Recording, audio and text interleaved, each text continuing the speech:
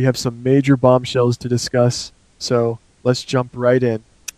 Did Drew Kane honestly believe that he could look Jason Morgan in the eye and pretend his hands were clean after orchestrating the most vicious, heartless attack this family has ever seen? Are we really supposed to sit back and watch this man, a twin brother, tear apart his own flesh and blood just to settle a petty score over power and money? For months we have watched the tension simmering beneath the surface, but if you think the writers are going to give these brothers a peaceful resolution, you are severely underestimating the darkness brewing in Port Charles right now. The line has not just been crossed, it has been completely obliterated. Grab your tissues and brace yourselves, guys, because what is about to unfold is going to wreak devastation on everything Jason holds dear, and the collateral damage is going to be absolutely catastrophic.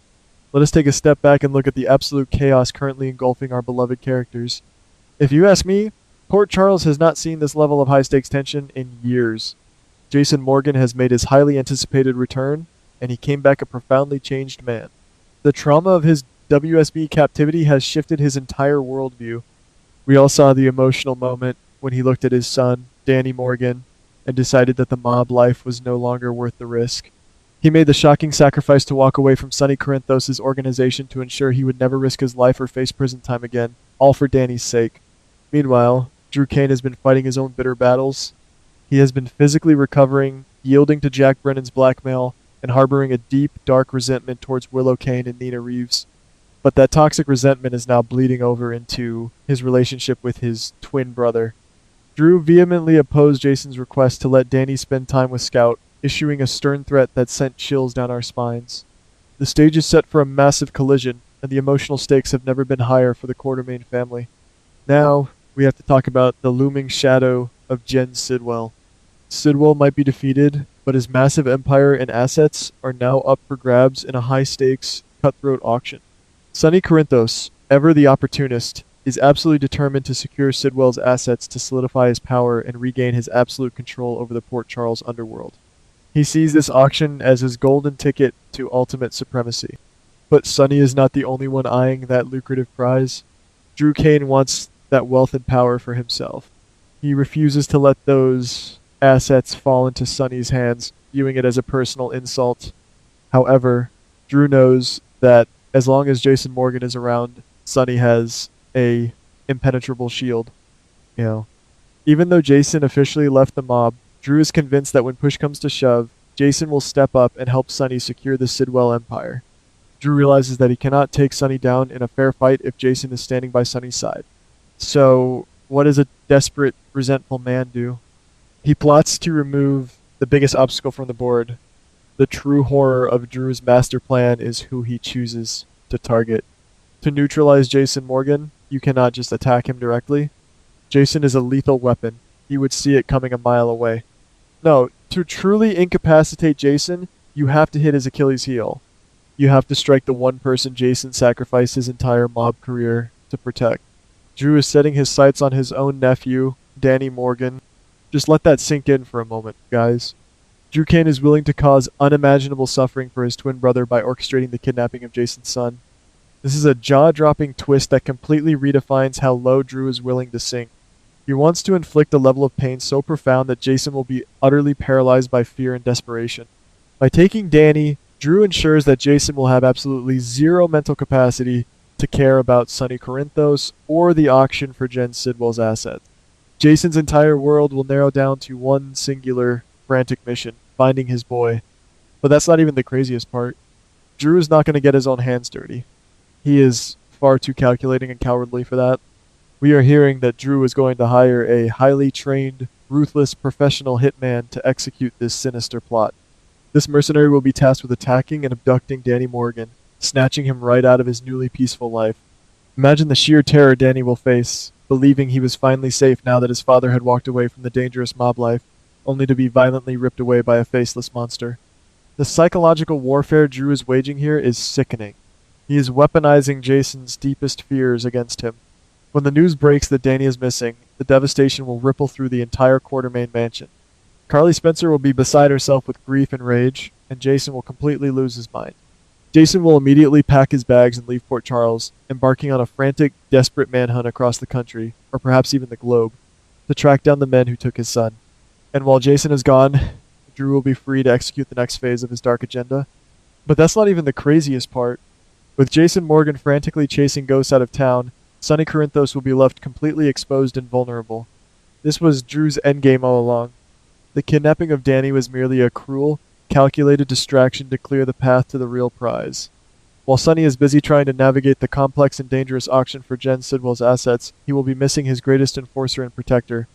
Drew is planning to launch a massive, coordinated attack on Sonny Corinthos the moment Jason leaves the city limits. We are talking about a hostile takeover, both in the boardroom and on the streets. Drew wants to crush Sonny, humiliate him, and steal the Sidwell fortune right out from under his nose. If you ask me, this level of strategic malice proves that the old Drew Kane is completely gone, replaced by a ruthless, power-hungry villain who will stop at nothing to get what he wants. He is playing a deadly game of chess, using his own nephew as a pawn to checkmate the biggest mob boss in Port Charles. But that's not even the craziest part. To truly understand the magnitude of this betrayal, we have to look back at the long-buried secrets and the shared history of these twin brothers. For years, Drew struggled with the memories he inherited from Jason, feeling like a shadow of the great enforcer. Now that he has his own life, his own identity, he is choosing to build it on a foundation of absolute treachery. How can a man who once fought so hard to be a good father to Scout turn around and inflict such trauma on another child? The hypocrisy is staggering.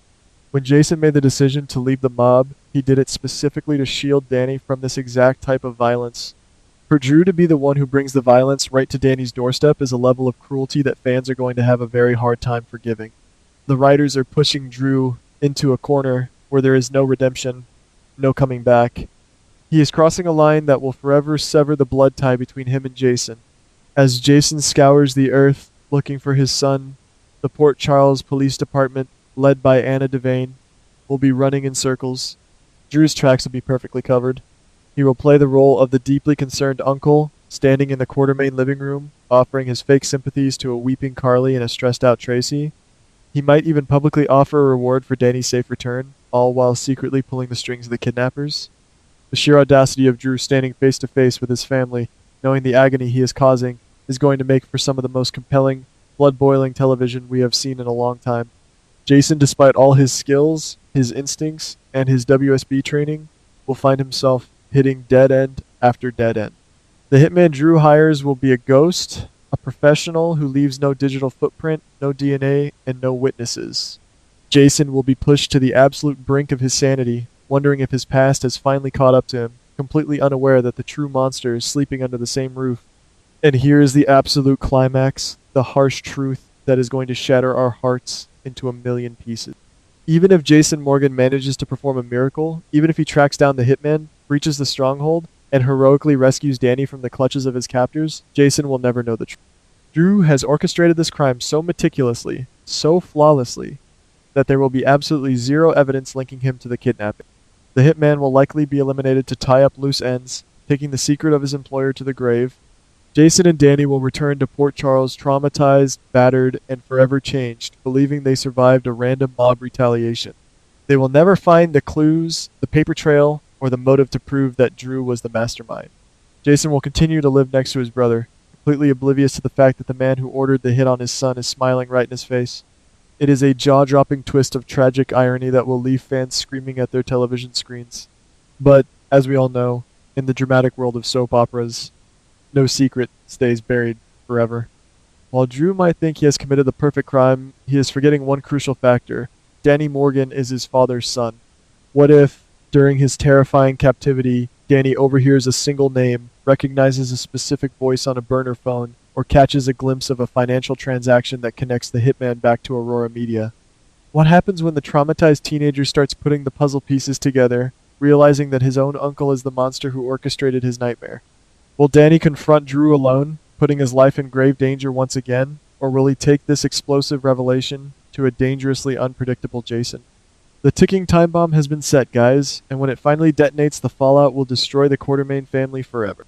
Until next time, keep your eyes peeled and your doors locked, because the real danger in Port Charles is coming from inside the house.